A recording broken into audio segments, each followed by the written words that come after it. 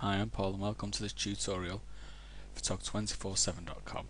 This tutorial is going to show you how to create a Highkey conversion for portraits using Photoshop.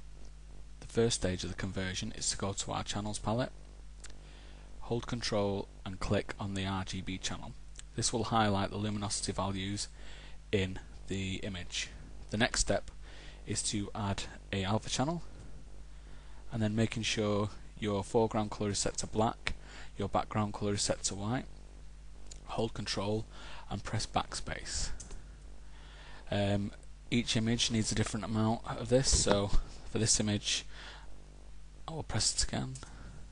The next step is to remove the marching ants by holding Ctrl and pressing D. This deselects the selection. I then have to go back to my layers palette and add a new layer.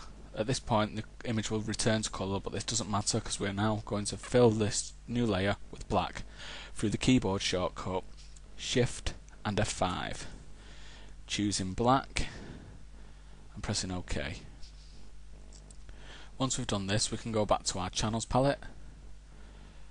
Once again, holding Ctrl, click on the Alpha 1 channel. At this point we had a second alpha channel, and once again holding Ctrl, pressing backspace, our image appears again. At this point the image will have more contrast than the first one. The next step is once again to deselect the marching ants. Then at this point, if we try to flatten the image or use it, no image will appear because we're on the alpha channels.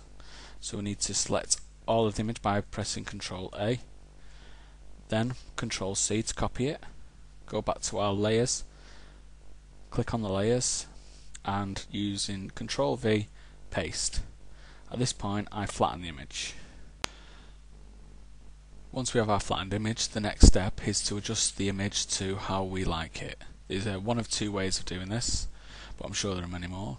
The first one, or the first way I learned to do it, was with a brightness and contrast adjustment layer, and just simply sliding the contrast to the right to add more contrast.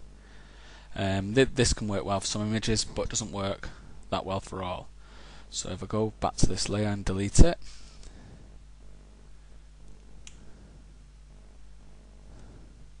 the way I've found works best for me is to use curves, and then using this little selector that's on CS4, pressing on the area I want to darken, and just holding and dragging that curve down, and then on the area I want to brighten, and dragging that up. Now I'm sure if you're using any of the other versions of Photoshop you'll know which way you like to do it, but this is the way I'm doing it at the minute. And then once you've chosen your level of contrast you want, flatten the image again, and there is your finished image. I hope you found this tutorial useful, and if you have, please pop over to www.tog247.com and check out the great forum we've got going over there. I've been Paul Walker, thanks a lot, bye.